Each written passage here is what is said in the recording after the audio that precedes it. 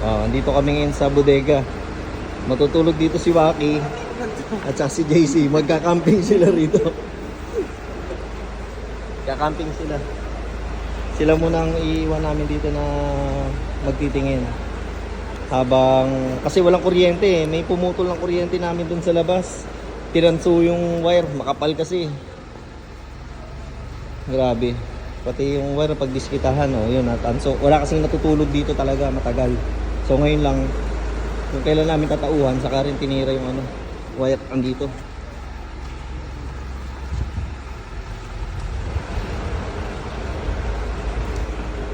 Yun. Kung nakikita nyo yung parang ayun, yung ground, yung coil na yun, dalawang wire na makapal, pumasok dito sa loob eh, hanggang dito, pinutol. Sana.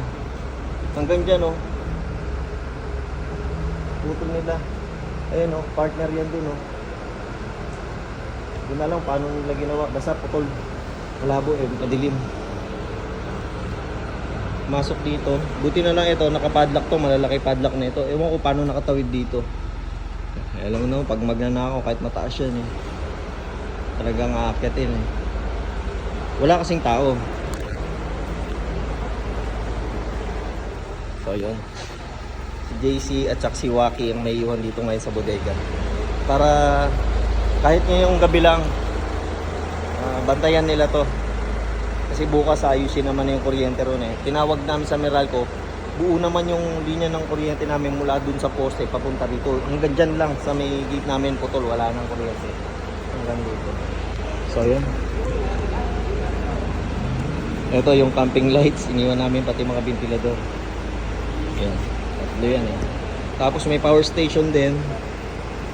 Tapos ayun, yung internet. Yung internet na. Sinaksak muna namin dito para magamit. Monitor pa nga. Ito kasama nila may tuta, dalawa. Pag-isa kayo. So yun, iiwan na namin sila rito. Dalawa sila rito naman magbabantay. Magtitingin. Ngayong gabi lang to. Kasi bukas may kakabit naman na yung kuryente. Sadyang talagang may tumira lang ng wire namin. Kasi matagal yata itong wala rin tao rito. Na-chepo pa kung kailan namin gagamitin. Saka naman may tumira ng wire. So yun, may setup nila rin. Maliwanag din naman yun kasi tatlong ilaw yung pang camping, pang bundok na namin ginagamit yun. Maliwanag din naman. Kaya may tuta. Dito sila sa loob na. May kwarto ron sa labas. Kaso dito na lang sila sa loob. Kasi mas safe din sila rito syempre.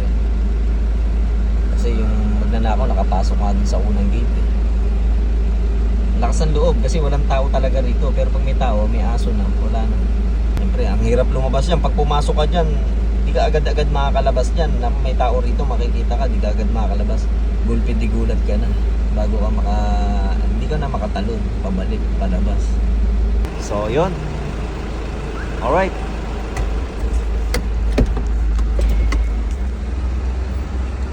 Labas na kami.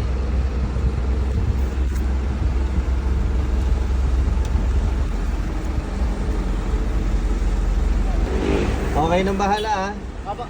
Kaway muna. Kaway muna. Ano lang Huwag kayo susobra sa gin Ingat sir, ma'am. Ingat po. Ingat kayo sir. Dito na kami dadaan. Tingin.